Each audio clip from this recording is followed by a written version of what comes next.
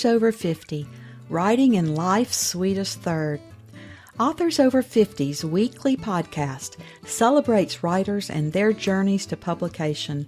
Writing after 50 is a whole story on its own, so let's skip to life's sweetest third and talk with authors about their journey from pen to publish. Welcome. I'm Julia Daly, your host, and I invite you to listen to interviews with writers who've achieved their goal of publishing a book just later in life. We've seen award lists for under 30 or under 40, but I've yet to see lists for those who've achieved a significant milestone of their own, launching a new career and publishing their first book after the age of 50. We will hear about these authors' inspirations, struggles, strategies, and the smell of that first book. These writers' journeys inspire me because I'm one of them. My guest today was born in Hong Kong and is a British writer. She has a degree in Spanish and a master's in responsible business practice and sustainability. She's a published nonfiction author who has also worked as an international freelance journalist. Her fiction is inspired by her many years living and working in different countries across Europe, Asia, and Australia. From migration to climate change, to acts of terrorism and political unrest, to family dynamics, she writes about some of the 21st century's defining topics. Welcome to Authors Over 50, Lucy Weldon. Thank you so much for having me, Julia. Lucy, our opening question, although I can tell the answer from reading your resume, but our opening question on Authors Over 50 is always, what took you so long to write your first book? Yeah, and it's a great opening question. So I don't really feel over 50, although I am actually over 60. It all makes a lot of sense when I look back at the path that I took. And obviously it's not a straight path, and our lives are never straight. I think our lives are wiggly and squiggly and messy. So my education was entirely literature and language orientated, English, Spanish, and French. And I loved it and I thrived and adored it. And then, of course, you see our generation is quite molded by what society expects of us and our parents. And I did a sensible thing and I went into banking. So I did this head over heart. And we are of the era of getting onto career ladders, although, for our children and it's all changed now. So that's what I did. And I didn't love it. I didn't hate it. But it wasn't my natural place. And what it did do, though, is it gave me the opportunity to write my first book, which isn't super exciting. It still exists. It's on banking. So that gave me my exit as well, because at the same time, my husband and I decided that we wanted to go overseas. So it gave me the sort of jumping off point to do more writing. And the most obvious transition was to become a journalist. So I was living in Malaysia and I became a financial journalist on Asian markets. And then I also started to write on all sorts of other subjects as well. I mean, when blogging was not even a word, I was writing about performing arts, and which I think was really my natural home. And then when we moved to Hong Kong, I freelanced for the South China Morning Post, which is a leading English-speaking newspaper there. And I wrote on education. So it's eclectic, it's interesting, and it sort of played into my interests and strengths. I'm a big learner and very curious. But what happened as I continued living my life, when we got to countries where I couldn't work, then what happens, I had a bit of a lull. I was also bringing up young children. But all that lived experience, so for example, living in Istanbul, all has fed into my short story collection, which I don't think I could have written unless I had that sort of jam in the sandwich, so to speak. So whilst I wasn't writing so much, it was feeding into me as a person and as a writer. And then when we came back to live in England, because it was a time of elderly parents who we couldn't look after, when we were living in Jakarta or something like that. And then we wanted our children to be rooted in England. I had a period of sort of re-education and training. And in that master's, although it's not a creative writing master's, and part of me wishes actually I did do one, but it had a creative writing module, and I did that, and I didn't look back. Only in the sense, well, I did in the sense that I stuck with the short form, and I really fell in love with short stories. And little did I know how incredibly difficult they are to write. But I loved the whole. See, in the US, you've got the most fantastic short story history, and you have so many brilliant short story writers, and I loved all that. So some of my favorites are American short story writers. So and then it took probably to learn the craft. How do you write a short story and ultramarine being written? It probably was another 5-year period. So you can't hurry these things. So sorry, very long story short, that's really why I am here today. I mean, I'm a big learner as well, and I'm not done yet, yeah. Your bio reads like a travel guide. You must either have a wandering soul or you are following a wandering soul around the world. Well, so I come from a family of travelers, and very multicultural. So I have a Dutch grandmother, and then my grandfather was half Spanish, half English, but born in Morocco. His first language was Arabic. So I am steeped in, well, I have this worldview that we all come from somewhere else, ultimately, generationally. Have always been travelers, coming from different countries to find a place called home. And my family, is no different. So, my father's side, my grandfather was working all around Iraq,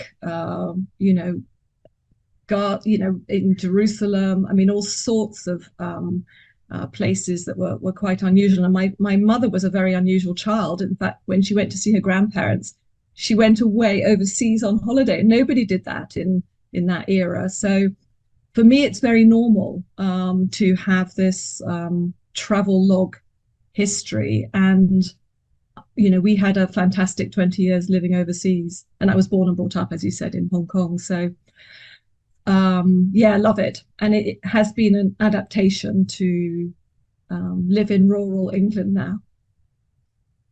Well, your statement that we all come from somewhere else really strikes a chord with me because I'm an adopted child and I always invented where I came from, in my mind and my imagination. But after these crazy commercial DNA kits came out, I had thought that I was part Native American. I had always thought I was part of that tribe, but I found out I'm part of the Jewish race. I'm a part of their tribe. So it's just so strange to think about where our ancestors came from and how we became the people we are today. And that sort of that certainty, has that been a good thing for you? How do you feel about having that more certainty around your history?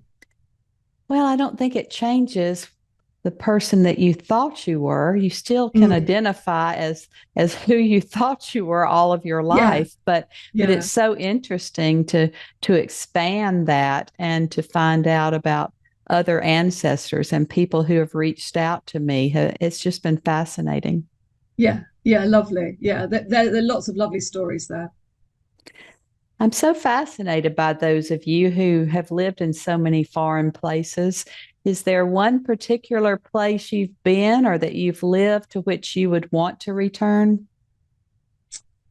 So one of the places that I have never been back to, that we had 3 or 4 years in, was Istanbul.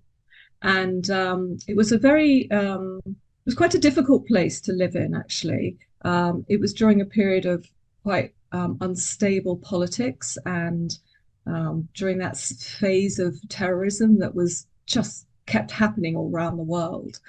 But one of the, I suppose, one of my takeaways from that kind of life is that often out of adversity and your most difficult places to live, you have some of the strongest and happiest moments. So it was quite challenging. And I had moved from Hong Kong. So when I was telling people that I was leaving Hong Kong to go to Istanbul, people just didn't know what to say to me. It was during one of the Afghan wars, and they kept thinking Istanbul was near Afghanistan. I go, no, it's not. It's in the foothills of Europe. And actually, my experience in Istanbul, it's one of the most sophisticated places I've ever lived in, albeit difficult. But I think a little piece of my heart is still there, and we will go back. That's one place I've always wanted to visit. It's interesting that you Yeah, you mentioned it. must. Yeah. Just seems just so romantic and so remote and so different than any place I've ever been. There's an incredible blend of ancient history, and it plays a big part in our modern lives, given its geographic location as well. Yeah, no, it's fascinating. You mentioned Ultramarine, which is your debut short story collection. And I know that you've been short and long listed in writing competitions worldwide. What do you think draws you to this shorter form of fiction? So I didn't know until I started writing quite how challenging they are. There's a whole craft. So it seems a bit obvious to say a short story isn't a short novel, and a novel isn't a long short story. I mean, the whole construction and scaffolding is very, very different. So one of the best ways of describing why I'm quite drawn to them is so Laurie Moore, who's an American novelist who you may know of, and is also a short story writer, she would say a short story is a love affair, a novel is a marriage. So, and it really resonated with me. It's that intensity, it's that nerve. You've got to start at the right time, take the right slice of the story, and then leave. And often for a reader, it's you've left early. You haven't told me what's happened, but I always say it's what's happened in the story. So, it's a very different beast to a novel, but it's just the craft of it that I really like. And then I think they're quite haunting when they're really done well. I often think of individual stories that still sit on my shoulder. I've interviewed other journalists who say it's often difficult to write in an expanded format after they've had to be so brief and concise in their writing career. Mm. Yes, and I'm actually facing that now. So I'm in the thick of a novel, and I'm in the thick of learning a different way of telling a story, an extended way of telling a story. And in some ways, it's quite liberating because I now can write longer summaries, but I still am drawn to dialogue, which of course, speeds up, doesn't it, the momentum in any piece of writing. So yeah, I've got quite a lot of learning around that, and I'm enjoying it. But it is what I'm told is possibly it's easier to go from short form to long form than the other way around. But as I haven't started in that place, it's just what a few people have said to me. Can you share with us what your novel is going to be about? What's the premise? So, so this sounds a bit strange, being coming from a short story, publication. I actually like big sweeping novels. So Gabriel Garcia Marquez, I love Chimamanda Ngozi Adichie, I like Anne Patchett, Barbara Kingsolver, these big intergenerational stories. And my family sort of fits into that kind of genre where, all the dysfunction and functionality is evident. So what it is about three siblings who are being brought up by their grandmother, with a family mystery around their parents. But I'm going to tell it in an interconnected story way. So if you're familiar with Elizabeth Strout and Olive Kitteridge, those are all stories that all hang together, and you see characters at different times of their lives and from different perspectives. So again, I think this is the crafting thing that's coming into play. So I'm halfway through, but all I call it is getting sand in the sandbox. That, as you know, that first draft. It's very messy. That first draft is Oh, very messy, but it oh gives us gosh. something to work on. It gives us something to edit. And don't panic. Yes. Just I'm going, don't panic. Yes. And there's nothing I love more than a great, grand family saga. Yes. And one of the books that I unexpectedly loved was The Dutch House, Anne Patchett. And I haven't always liked as much her books, but that one really spoke to me. I mean, I love her as an author, also how she talks about writing as well. I find her really insightful. Yes, well, isn't family what it's all about, at the end of the day, Yes. for better or for worse? Yes. It affects all of us in so many different ways. And we have so Yeah. many different perspectives, even growing up in the same house with our siblings. So it's very, very intriguing what everyone thinks about their own families. Yeah, and sense making around our parents. And there's all this unspokenness. And even today, I'll talk to my husband about the mystery of why his mother suddenly stopped driving in her 50s. I mean, it was never spoken about. It was swept under the carpet. We don't really know what happened, and I can't ask her now. Small things like that. Well, I call my mother a Victorian lady because she advised us not to speak of politics, not to speak of religion, nor to speak of money. So we kept all of that hush hush. No one spoke about any of that in our household. Maybe that's a Yes. little British, I think. Well, I can. Well, funny enough, I can relate to that around my grandmother and not talking about politics because we had very different politics. Yes. Yeah, no, of course, money is still. We all have our own relationship with money, don't we? Yes. It's very telling of how we were brought up. My father. I'm one of five, and my father was always counting the pennies, turning the lights off. Went through World War II, and I'm like that. I collect elastic bands like my mother. Yes. What do you Oh, think is the most challenging part of your artistic process?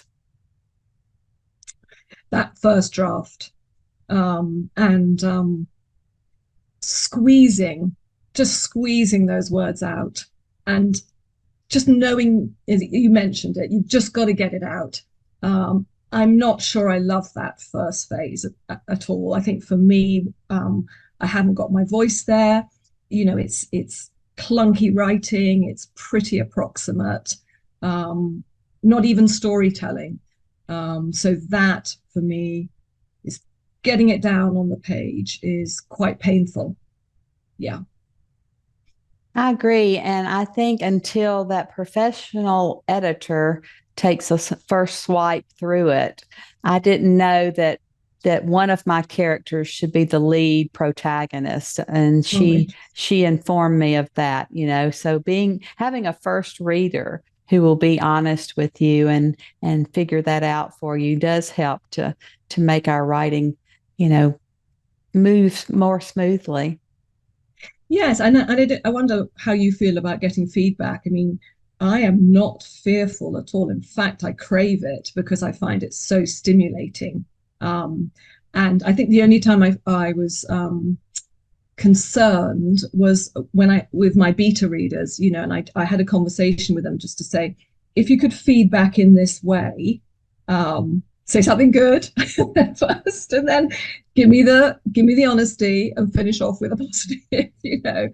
But otherwise, yeah, from the editorial side, I couldn't wait to hear because it's not there yet. It's got so many iterations to go.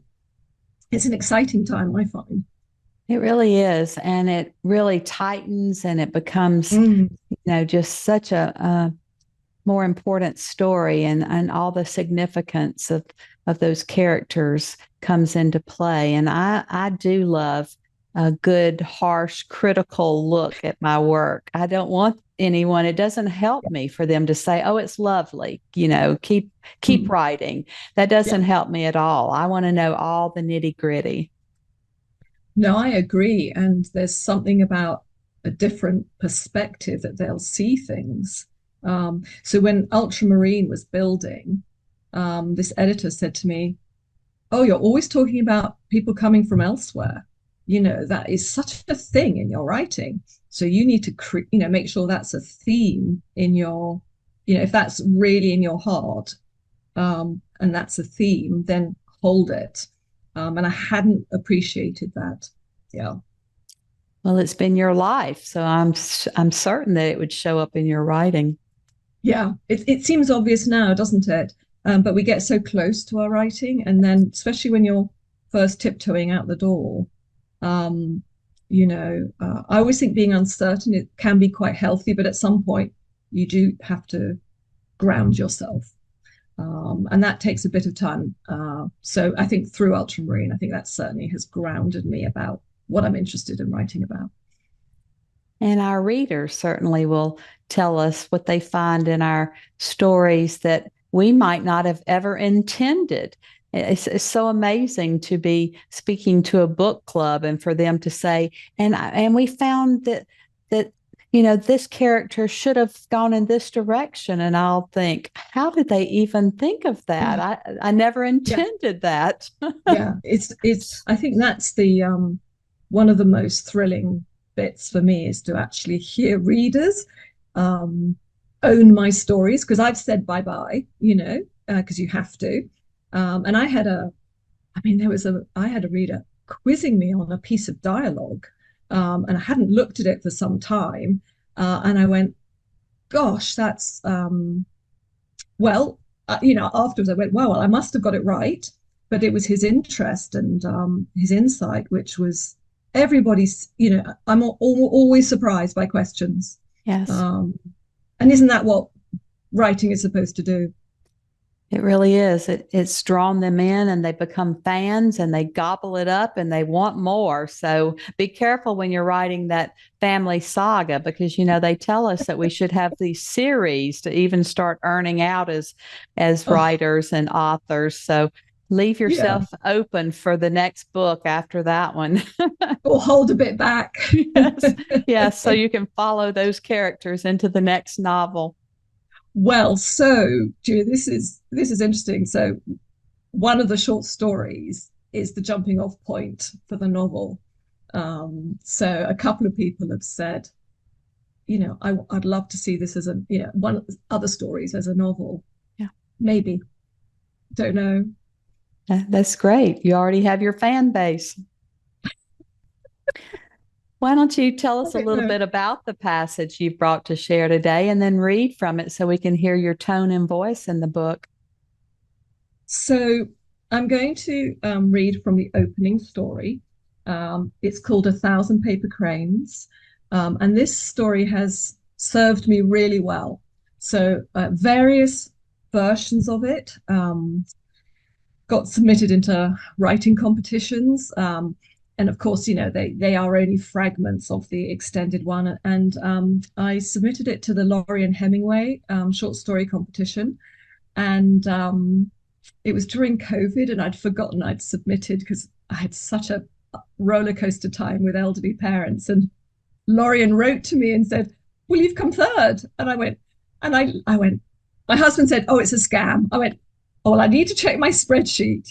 So this was one of the stories, and it was the first time I got real feedback on the story, and I stayed in touch, and she did my forward. So this story has a special place personally, and then I think it is a strong story to open a collection because that's what you want, and it's set in Jakarta, which is the last city I lived in before I went back to live in England. So I'm going to just read 3 or 4 paragraphs. This might make you feel hungry. So we're at a dinner party. The lazy Susan is turning, Annika watches. Guests' fingertips spin it clockwise and anti-clockwise, slowly, politely, waiting for each serving spoon to be placed back. The chicken satay Madura on thin bamboo skewers shines with caramelized palm sugar. The white rice waits like perfectly wrapped parcels. The aromas of garlic, galangal, and chili from the beef rendang hover. Candles on the round teak table flicker under the cool of the air conditioning. It's yet another dinner party in Jakarta, Annika thinks. There's been no let-up. Tonight she's been caught by the invisible tripwire of grief. She's on the outside looking in. That's what grief does. It turns you inside out. It pushes and pulls you. Annika scans the guests. She counts. 8 is the perfect number. Snippets of lively conversation reach her. The dinner party is going well. Across the table is Alexander. Their age difference has crept up on them. Life has crept up on them. Who is he? She's been wondering that for a while now. Who are they? Once a couple, now strangers. It has nothing to do with her mother's death. Grief's making things clearer, not cloudier. She's sure of that. Everyone laughs at something Alexander says, something about the rain that will come soon. Typical. It's always Alexander in the spotlight. Always right, always master and commander, but not of her. She still feels marooned after her mother's unexpected death 3 months ago. It's not about moving on. She keeps telling him that. And he keeps giving her books, sending her links to articles on grief, podcasts. The lazy Susan has stopped. Alexander moves it with short staccato movements to get her attention. It's a hint. No, an instruction. Eat. Annika refuses to meet his gaze. She's not hungry. All she wants is to curl up on the sofa with something comforting like soto ayam, chicken soup. She told him she's finding it hard to talk to new people at the moment. Don't sit me by anyone I don't know, she had said when he'd come home and told her about the dinner party. So many things she doesn't want to get into, like how are you enjoying Jakarta, Annika? A bit different from your last posting in Brussels. Alexander thinks it would be good for her to meet new people. If only he knew what was good for me. She turns and looks at her neighbour. He's someone Alexander has met through Lily. What's his name? Pedro? Piotro? No, it's a much older sounding name. Piotra. That's so lovely. Thank you. You have, it's so descriptive, and in that short passage, you really gave us everything we need to know about them as a couple, about her, about what's happened to her, about the description of the dishes. I just love that. Thank you. And that's the what I learned so much about the craft of the short story. The reader needs to know exactly where he or she is from the get-go, and there are lots of rabbits running off in different directions. So there's Piotra, and who is he? Well, we writers like to write. We don't always like to promote ourselves. And so publicity becomes a huge challenge for most of us. Post publication, what have you been doing to promote the book? Is there anything that you can share that you've found works for you, or maybe something you've tried that doesn't work? So I think it's quite a lot of uphill work, actually, particularly. So it's interesting, isn't it, about writing and being published, because it's never been easier to publish your book if you're going to self-publish. I mean, I'm with a small indie press, but they have very little marketing spend. But I think the challenge is to be seen and to be heard. So I have found it slow going because there's so many huge books out there. And I have gone local into my community, and also joined forces with other local writers. So we had a literary festival just in my small town, and I introduced another writing friend in to say, oh, she would be good. She's writing memoir, and this is a really interesting topic that she's writing about. So we tend to sort of support each other. And I think just to be grateful for every small step that you get. It's just another brick in the wall, and it's a marathon, and there are no easy wins. I don't think. Yeah. And the only other thing I would say is, I think sometimes if you haven't grown up with technology and the internet, it becomes quite an alien territory. And I would say, get over that. You need to be in the game, but find where you're comfortable. and it's not so difficult. And there's also help around. So I'm on Instagram, and I don't particularly like Twitter, but I'm sort of there, but not in an active way. But Instagram, I quite like, in the sense that I've met people from other walks of life, who are not just into books, but gardeners and rescue dogs and all sorts of other things. And I have very clear boundaries about what I talk about, which is basically writing. So nothing very personal about me, my kids, my husband, nothing like that. So you just have to work it out. But you, I think, have to be in it in And whatever way is comfortable. yes, and you're correct about that it's easier than ever before for us to become published. We have so many options these days, although some should not be published, with some of the unedited work that they put on the internet. But even the big five here in the US, the big five publishing houses require their authors to do most of their own publicity. And I'm with a small press as well. And, I think we're just required to, whether we're with a small press or a large press, to do most of our own marketing, which makes it difficult. It does. And I mean, I am an introvert, but I love, Most writers are. yeah. So I find it very draining. But one of the experiences I had, so one of the stories in Ultramarine has a very strong classical music theme. And in the festival that I just mentioned, I actually joined up with a classical pianist and we created an event together. Now, that wasn't without sort of, a few heart palpitations, but I did think, wow, here am I with this incredible classical pianist who is in the twilight of his career, who's doing 200 concerts a year. And I have, sold him this idea around the classical romantic pianist and composer, the Schumanns, because that sits in one of my stories, and he buys it. And we created this event. So I just went, whoa, who knows what might happen to you? I mean, it was a lot of work, but yeah, incredible who you end up meeting if you let it happen to you.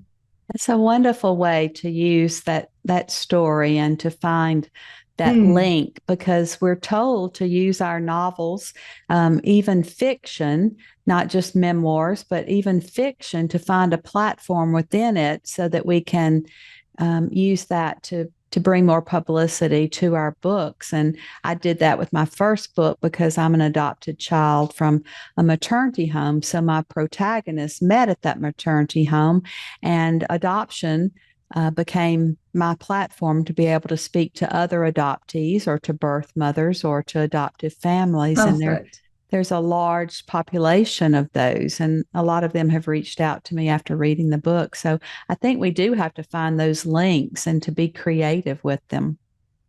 Yes, and for you, you have authority, authenticity. You're real. You've been through it, so you can talk. You've done your research because you've lived that life. So yeah, no, very, that I can imagine that would mean so much to people in the audience. Well, did you write any stories, Lucy, that didn't make the cut? Did they end up on the cutting room floor that didn't get into the book? Yes. So there were, but funnily enough, the story about with the classical music theme, I completely rewrote it. I mean, we always rewrite everything, but this was a complete, I think one of my editors called the very original fatuous. So I went, okay, well, that's not going to make it into the collection. But I rewrote it, and my goodness, I'm so glad I did. I kept certain elements, I changed certain characters. So everything's changed, but yeah. So someone did ask me how many didn't. But I would have thought a third didn't make it, and then you have to make make up the difference. It makes you a better writer, actually. What does writing success look like to you personally?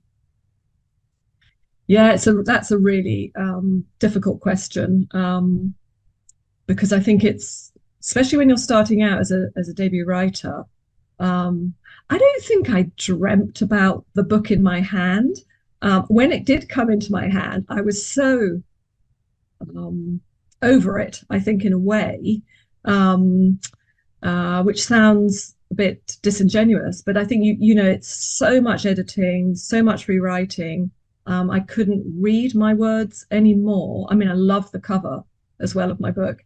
Um, so, but clearly the book is.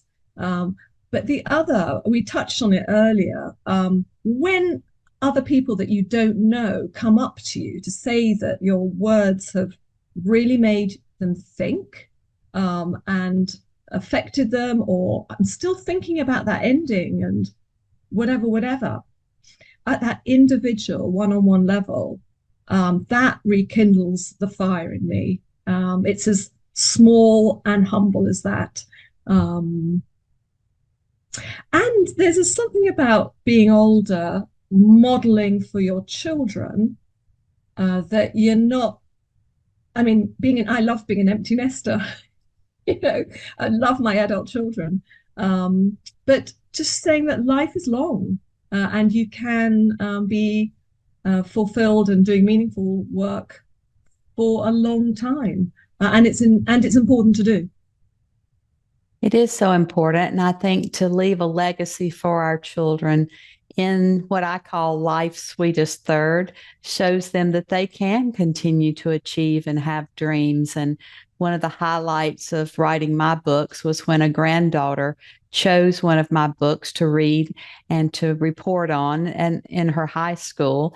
And she looked at me and she said, Oh, Juju, not everybody's grandmother writes books. So, of course, that thrilled me. oh, definitely. I mean, that's sort of goosebumpy. And the other thing is, I think it's good also to just to do the work. You work hard to get somewhere, and we all have to do that in life. I mean, even if you think life's on a plate, it isn't always on a plate. You have to be able to work hard, and I think that's also good. And I'm slightly at odds with my husband because he's retired and he's completely done on anything around success, achievement, deliverables, meetings, wearing a tie. Completely done. He I'm sounds still, just like my husband. My husband said he will yeah. never wear another tie. No, and I get that.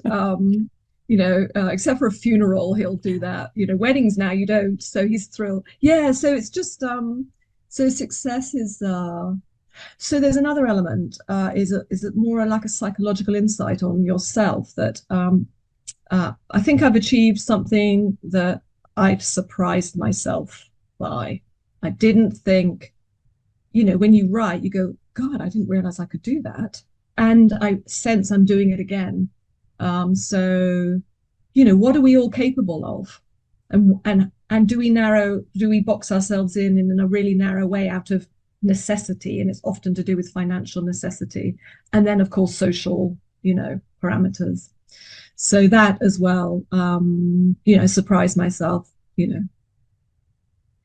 Yes, I don't know sometimes where our imaginations come from and how these words tumble out of our brains and land on that paper. And sometimes we read our work back and think, wow, I just don't know where that came from. That's really good. Yeah, and if you take a step back and put it all into sort of the education context, Yeah. how are our young fueling their imaginations? And I guess I'm not sure they are, in the same way the arts are coming under pressure, um, theatre, that sort of thing. What do we do then with our the superpower that we have as human beings? Well, hopefully they'll get to travel like you did because I think that's the greatest education. I think it is. Yeah, I've learned lots, and not just that sort of at that cultural level. It's about people, and that's one of the things in ultramarine that I again, it's a sort of the worldview that I think we're all the same as people. If you take all the social constructs away around faith, politics, race, gender, we ultimately want to give love, to be loved, and end our days hopefully being loved. and surrounded by people who love me. Um, but it seems really difficult to live like that, doesn't it? You know, we have more in common than our differences. Absolutely. Well, Lucy, this has been a great visit here with you today, all the way across the pond. And as always, our last interview question on Authors Over 50 is that our writers over 50 are quite unique. Do you have advice for writers 50 and above? Well, I would say remember this is meant to be fun and enjoyable. Um, it's a marathon. Um, and go find your tribe, your writing tribe. It's still all about people as well. It isn't just sitting in your room on your own writing. It's go and find your fellow writers for all the different things that they can bring to you, but keep it, somehow still find the fun and the play in it. That's great advice. And I think all of us can find our tribe, our community of writers, and enjoy this time in our lives that we have so much still to offer. I'm Mm-hmm. about to interview a writer who's just written another book at age 101. So I think it's like swimming, Fantastic. and we can do it the rest of our lives. And so we just appreciate so much your being here with us. And now we can call you one of our authors over 50. Thank you so much. Thank you for joining us today. Please look for Authors Over 50 every Thursday when we will have conversations with accomplished debut novelists over the age of 50. Please subscribe and share with a friend. And check out my own publication journey after 50 at www.juliadaily, that's D-A-I-L-Y, like dailynewspaper.com. Until next time, keep reading and writing. And remember, it's never too late to fulfill a dream in life's sweetest third.